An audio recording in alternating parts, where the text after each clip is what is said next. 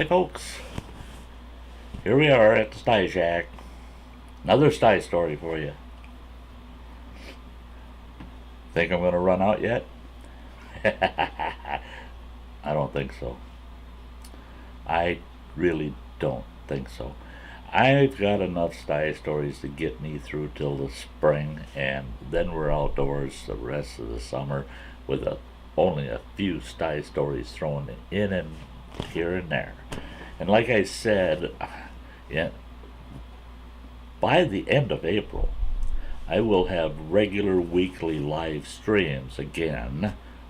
I tested the waters, but I'm getting some new equipment probably by the 1st of April that will guarantee that I'm live streaming. And, excuse me, and I'm going to buy myself a new chair. Sty's old recliner is good for napping in, but it's getting to the point where it's not very good for sitting in. But anyway, I do want, starting by the end of April, weekly Sty Story Sundays. Okay? So I'll be doing a Sty Story on a live stream and then chatting after the story once a week. So I've got so many Sty stories that I can easily get us till that point, and then I've got enough to keep us going for a year or two after that. And then by then I'll have some new ones, I'm sure. Maybe my memory will come back on some issues that I forgot. Full of worthless information, this whole trap of mine up here. So, anyway, this Sty story is based on a suggestion from a viewer again, Jim Dunn. I've already done one or two of his requests. He gave me several. He gave me kind of a list of extremes while out in the bush, such as different types of extreme weather, and animal encounters, blah blah blah, all these different scenarios. He gave me a whole list of them, so that was a big help. That's really added to the Sty story list, because a lot of them, boy, they sparked some memories, a lot of those issues he brought up. So this one is based on a request from Jim Dunn, extremes out in the bush, and one of those extremes that he asked about was like insect swarms. So I have one for that. I actually probably have 3 or 4 that involve insect swarms, but this one is called bee burgers. Okay. Well, me and a buddy, we started a business out in northwestern Montana that lasted one whole summer. And it's a shame, because that business was really taken off. And because of some financial issues my buddy had that ended up rolling over into the business, we had to shut it down. That was a real shame. Because both myself and my ex-wife loved that business. And that was building docks, boat docks, swimming docks, fishing piers. And boy, we built some beauties. They're all made out of cedar. All the docks were made out of cedar. And what we would do is we'd get these small cedar contracts, and we'd go out, and they were select logging contracts where they'd go out and mark the trees that they wanted removed, and they were low impact. You had to go in there, pull that wood out with horses, by hand. You could use a winch if you had a long enough cable to get it into the timber and winch the timber out. But you could not drive any motorized vehicle on the surface of the ground going into that timber sale. And these timber sales were typically right near, right on the edge of a old Forest Service road. So we'd get these little cedar sales. And the other logging outfits didn't want nothing to do with them because they were such small stands of timber, it wasn't worth going in. And especially when it was select logging, minimal impact. They just, no, it just took too much. It was too time intensive for the big operations to even be interested. So us little guys, we'd bid on those, and me and my buddy, we'd win a contract once in a while, and we'd go in and we cut the cedar. We get it out,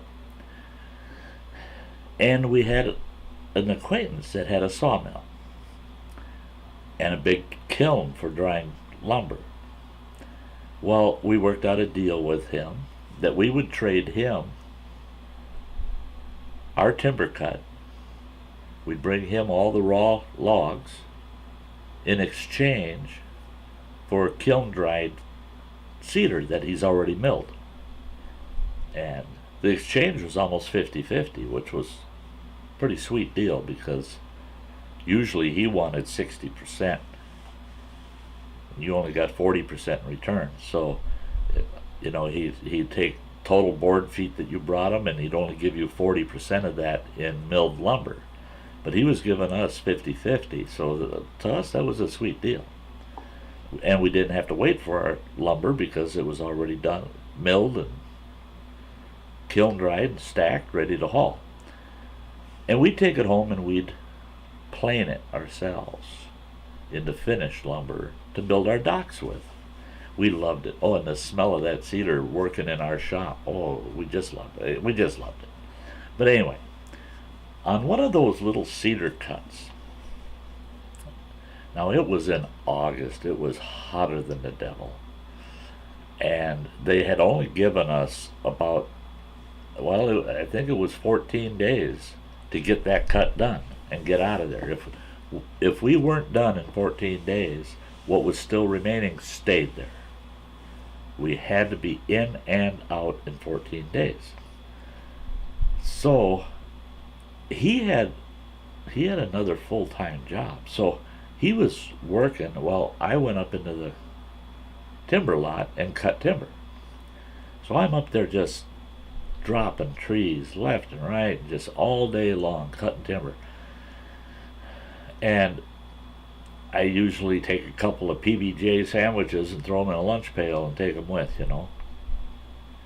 Well, he decided to surprise me one day. And he shows up from this local restaurant that was only about 8 or 10 miles from where we were logging.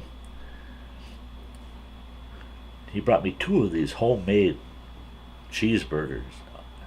And everybody swore by them. They were awesome cheeseburgers. So he brought me 2 cheeseburgers and a 6-pack of Pepsi in a cooler. And he said, "You earned it." He says, "So I thought I'd bring you some lunch." I said, "Well, that's great. Thanks a lot, man." And so he took off. He just dropped me off my lunch and took off. So I went and I found a stump. And I went and I sat on that stump, opened up the bag, and I pulled that first burger out, and I'm looking at it and I'm going, boy, if that isn't the nicest, thickest, juiciest cheeseburger you ever saw. And I popped a Pepsi open and set that on the stump next to me, and I took that cheeseburger and I took a big bite out of it. Oh, was it heaven. It was pure heaven. You work that hard from sun up until about 1 o'clock in the afternoon before you even take a break, and you get to take a break eating a sandwich like that. Oh, you couldn't beat it. So I'm just enjoying chewing away on that first bite and just looking at the scenery. And then I brought the sandwich up, took another big bite, and as I bit down and started chewing, that's when I looked at the sandwich, and that sandwich is covered. I say covered, it wasn't, where you couldn't see it. It had probably 8 or 10 big yellow jacket, hornets on it. And that's when it hit me. And I don't mean it hit me up here, it hit me in here. I had at least 3 of them in my mouth, and they started hammering me. They were stinging me inside my cheeks. They stung me on the inside of my bottom lip. They stung me in the roof of my mouth. And all I could do, I tried spitting. I couldn't spit, so I started biting until I killed them all. Then I spit. And then I sat there, and my whole mouth started to swell up. And I'm thinking, holy smokes, my airway's going to block off. And all of a sudden I'm getting, and I had thrown the sandwich on the ground. And all of a sudden I'm getting stung in my left arm. I look, and then in my right, I look here. I had sat down on an old stump that had a mud wasp nest, or yellow jacket nest,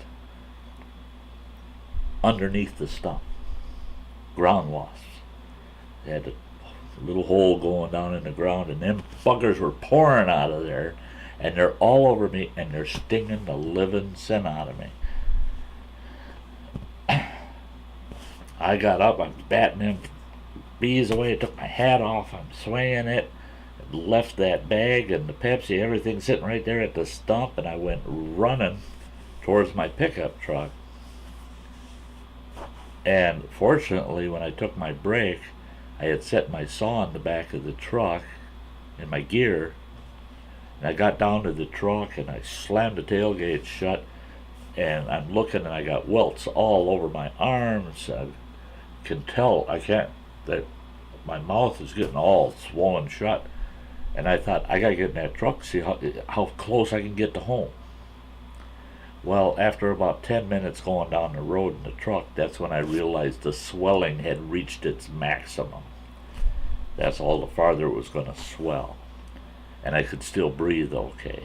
But I couldn't talk all night. I was all tongue and lips. My tongue felt like it was 4 inches thick. It was miserable. Terrible. When I sat on that stump, I sat down on that stump, and I had a smoke, and I had drank some of the Pepsi before I had even opened that bag to have the first burger, and never saw a single bee. But the minute I started chewing on that burger, then bees went right to that burger. And boy, that second bite was full of them, a mouthful of bees. So that was the bee burger. That be a burger I don't ever want to have again. So there you go. There's Sty with the bee burger. Thanks, Jim Dunn, for the suggestion. And there's a extreme insect swarm story for you when it comes to Sty. I know folks out there probably have some much more extreme insect stories than that, but that's one of mine. So thanks for tagging along, folks, and don't forget, always, you can click my ugly mug to subscribe if you haven't. Over here there's videos you can catch. Ring the bell so you get notified. Give the video a thumbs up if you liked it. Hey, if all you wanted to do is watch, Sty says that's okay too. You all have a very nice day. Bye-bye.